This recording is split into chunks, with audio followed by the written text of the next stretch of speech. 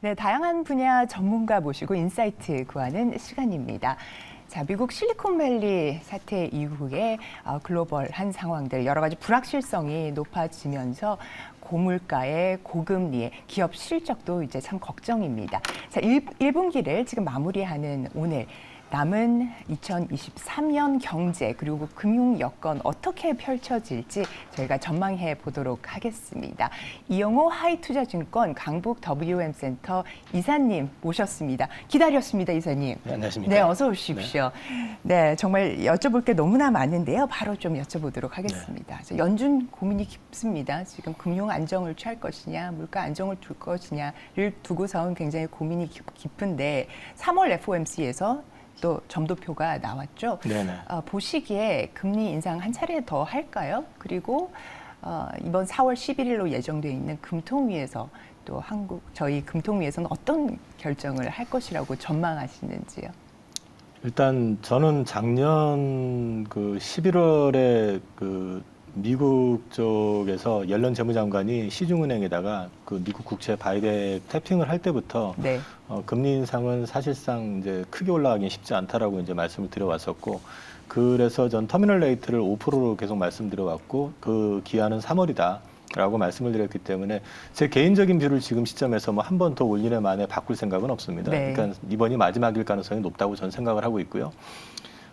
그 이유를 이제 잠깐 간추려서 말씀을 좀 드리면, 첫 번째는 앞서 말씀드린 것처럼 미국의 경제 체력이 그 정도밖에 되지 않는다는 거거든요. 미국이 세계 최강의 경제 대국이라고 하지만은 실제로 그 부채를 통해 가지고 지금 불을 일궈오고 있는 상황이기 때문에 이게 지금 뭐 미국만 계속 금리를 또 급하게 올린 그 후유증이 이번에 SVB 그 뱅크 사건에서도 드러났듯이 갑자기 금리를 올리니까 미국 국채에 집중 투자했던 중소 시중은행들이 지금 또 평가 손실이 나고 이게 이제 현실화되면서 그 뱅크런이라는 게 일어났었던 거잖아요. 네. 지금 그걸로 끝나는 게 아니라 지금 미국은 또 최근에 기사화되고 있긴 하지만 상업용 모기지 채권이 연내 2,700억 달러가 또 만기가 돌아옵니다. 네. 그 가운데 2,500억 달러가 중소 시중은행들이 갖고 있어요.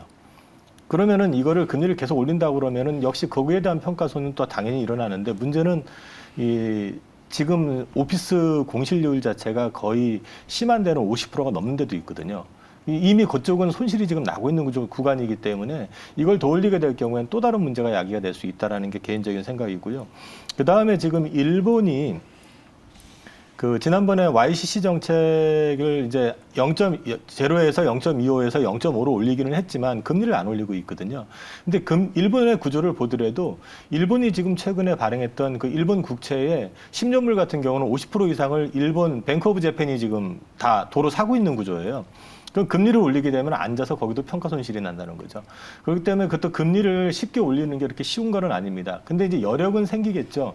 지금 일단 미국이 어느 정도 한계에 임박해서 한 번, 두 번 올린다 그러면 뱅크 오브 재팬 역시도 금리를 한 번 정도는 올릴 수는 있겠지만 이걸 지속적으로 올리는 건 문제가 될 수 있다는 거죠. 그렇게 될 경우에 이제 뒤집어 놓고 말씀을 드리면 미국이 금리를 계속해서 올리게 되면 또 한 번에 일본 엔화의 폭락 가능성이 또 나오게 되고, 그 경우에는 또 미국 국채를 일본 뱅크 오브 재팬이 또 갖다 팔아가지고 또 시장을 또 교란시킬 가능성이 있기 때문에 그런 부분에 문제가 있기 때문에 저는 일단 어느 정도 한계가 왔다. 그리고 CPI 같은 지표 같은 경우도 지난번에 이제 6%가 나오긴 했지만은 이번 4월에 발표될 3월물 같은 경우는 5% 초반까지도 나올 수 있다고 보고 있고요. 네. 주택 시장과 관련되어 있는 지표들이 이미 꺾였습니다. 계속 말씀을 드렸지만은 주택 가격이 지금 21년 만에 처음으로 지금 하락으로 돌아섰고요. 그 다음에 또 실제로 보게 되면은 주택 지수 같은 경우도 마찬가지고, 그 다음에 소비자 신뢰 지수 역시도 지금 2월 달 거 발표된 걸 보면은 빠졌어요. 이제 거기 역시 마찬가지로 이 미국의 시민들 역시도 국민들 역시도 지금 통장의 잔고가 말라가고 있다는 얘기거든요. 1월 달에 일시적인 세금 리펀 효과라든지 이런 것들 때문에 소비가 급증한 걸로 나오기는 했지만 네네. 이런 부분들이 어느 정도 한계가 노출이 되고 있기 때문에 금리는 저는 그냥 3월이 마지막일 것이다라고 여전히 보고 있습니다. 그리고 금통위 관련해 가지고는 네. 우리나라 입장에서는 제가 이제 미국 금리를 추가로 올리기 어렵다고 보는데 국내 금리를 올릴 거라고 예상은 못 하잖아요. 그렇죠. 예, 그런 생각을 지금 하고 있고요.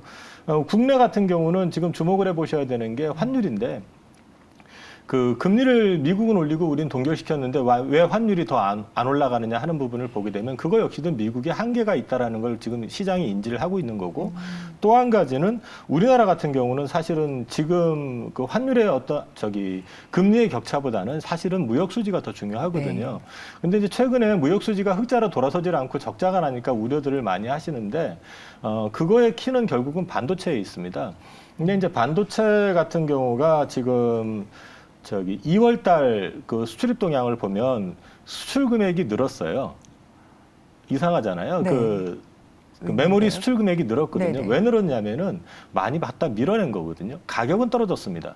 그럼 소위 말해서 재고 축소 과정을 굉장히 세게 했다는 거죠. 예, 예. 그런 것들 감안해서 보면은 금리 인상은 좀 제한적이지 않을까 싶습니다.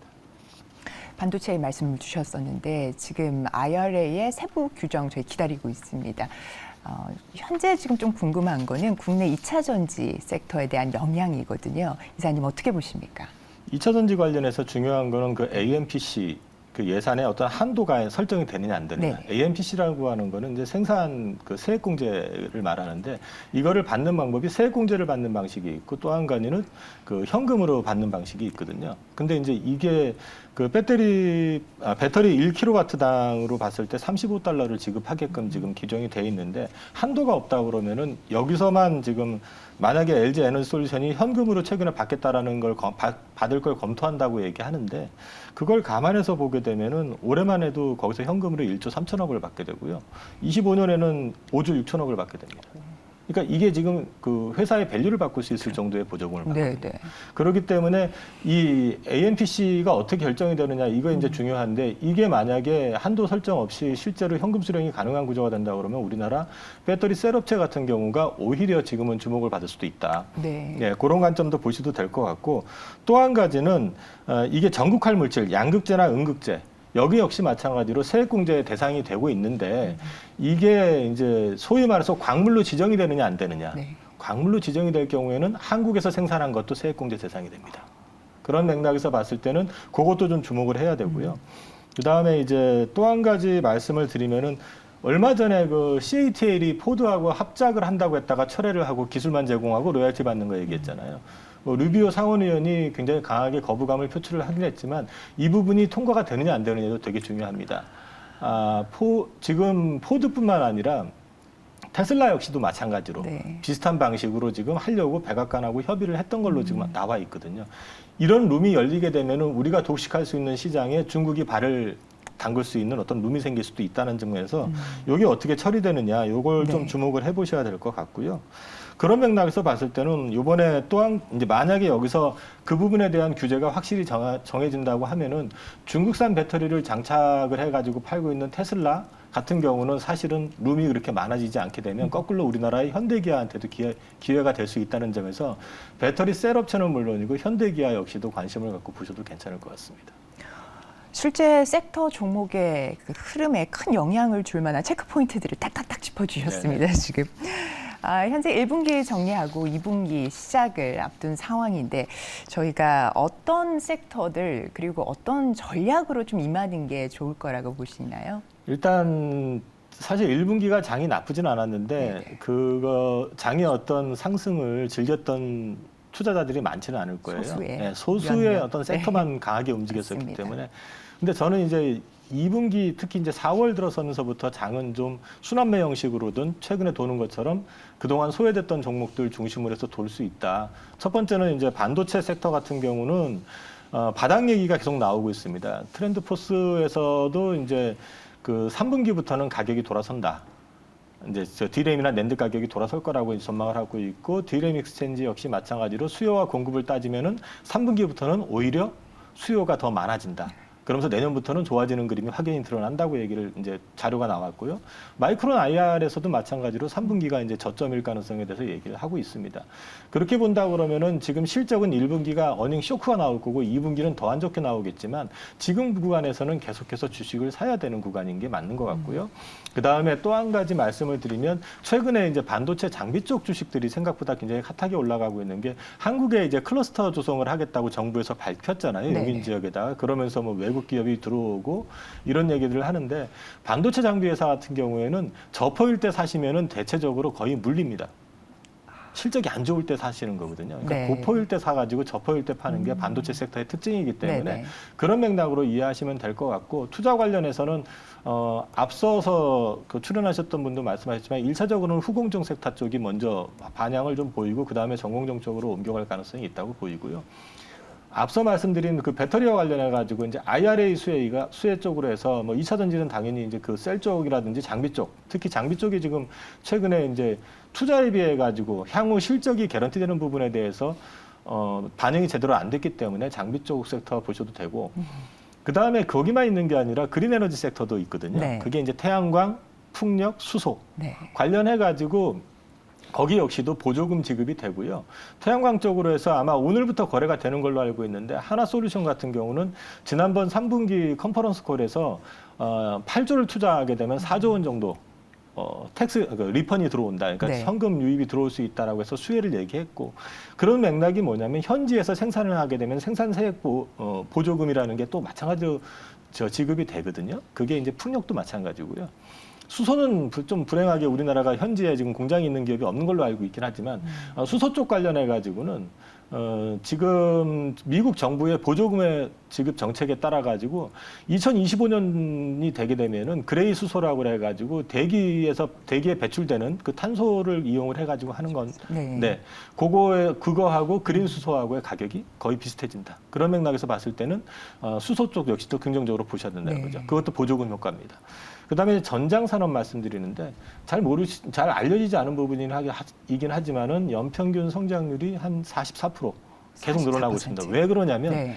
전기차로 바뀌면서 이게 급격하게 돌아서고 있는 겁니다. 전기차 이전에 어떤 내연기관차일 때는 이 전장 용품 자체들이 거의 끝단에 있거든요. 지금 도표에도 나와 있지만은 거의 전장 부품은 그 모든 부분에서 그냥 장식용으로 있었다고 한다면은 이번에 지금 전기차로 바뀌게 되면 이게 거의 모든 걸 장식하는 그런 구조입니다. 관련해 가지고는 뭐 차량용 인포테인먼트 관련된 제품이라든지 MLCC, 에이다스 뭐 이런 거 들어보셨을 겁니다. 네. 이런 쪽들이 성장이 계속 크기 때문에 이쪽 관련된 기업들은 계속해서 관심 가져 보셔도 괜찮을 것 같고 OLED를 거기다 집어넣는데 OLED는 사실 이것보다는 애플이 지금 그 아이폰이라든지 그 태블릿 쪽에다가 지금 OLED를 장착을 할 거다 내년부터라는 얘기가 나오고 있는데 애플이 장착이 이제 물론 수요의 확대라는 측면도 있지만은 한 가지 더 보셔야 되는 게 뭐냐면 텐덤 OLED라고 해가지고요. 이 스택을 갖다가 하나를 그동안 해가지고 RGB RCB 스택을 하나만 장착했었던 거를 갖다가 두 개를 장착을 하게 하는 겁니다. 그건 뭐냐면 선명도를 높이고 오랜 수명을 유지하기 위한 건데요. 이 경우에는 어떤 상황이 되냐면 장비도 바뀌어야 되지만 소재가 하나가 두 개가 되기 때문에 그만큼 실적이 좋아지는 그림이 나올 수 있다. 그래서 그것과 관련돼 있는 주식들이 최근에 좀 움직이고 있는데 이쪽도 보셔도 괜찮을 것 같고요. 이제 뭐 바이오 쪽이라든지 인플레의 저항이라고 하는 거는 이제 인플레 쪽을 해칭하기 위해서 만들어지는 거, 뭐 로봇이라든지 그 다음에 또 AI도 될 수 있고 또 한 가지 뭐 앞서 얘기했던 ESL 같은 제품 그런 쪽들 같은 경우도 이제 성장에 됐던 그림이 그려진다는 점에서 보셔도 괜찮을 것 같고 구조적 성장 쪽에서는 이제 방산, AI 그럼 결국은 다 나오잖아요. 전반적으로 네. 다 순환적으로 해서 상승할 가능성이 있는 섹터들이기 때문에 본인이 원하시는 종목을 한번 채택하셔가지고 포트에 담아 보시는 거 괜찮을 것 같습니다. 네, 지금 정말 대한민국 그 기업들 또 유망 섹터들 좀 두루두루 말씀을 해주셔서 특히나 저희가 좀 포커스를 할 만한 것으로 좀 여쭤보고 싶습니다. 4월부터 저희가 이제 실적 발표가 기업들이 있는데 지금 사실 수치를 눈에 딱 저희가 마음을 먹고선 이렇게 보겠지만은 수치들 나오면 좀 실망스러울 수가 네네. 있을 것 같습니다. 지금 어두운 터널에 좀 이제 빛을 볼 수 있는 섹터. 어디에 있을까요? 지금 어떤 부분들을 저희가 어떤 포인트에서 희망을 좀 찾을 수가 있을까요? 일단 금리 상단의 어떤 시그널이 나왔다라는 점, 이번이 마지막이든 다음 달이 마지막이든 상단 시그널이 나왔다는 점, 그 다음에 미국 은행 사태로 인해 가지고 유동성이 지금 이제 풀리고 있다는 점, 어쨌든 그런 부분들에다가 반도체가 바닥 시그널이 확연히 보여주고 있다는 점에서 우리나라한테는 좀 우호적일 가능성이 높다라는 점을 말씀을 좀 드리고 싶어요.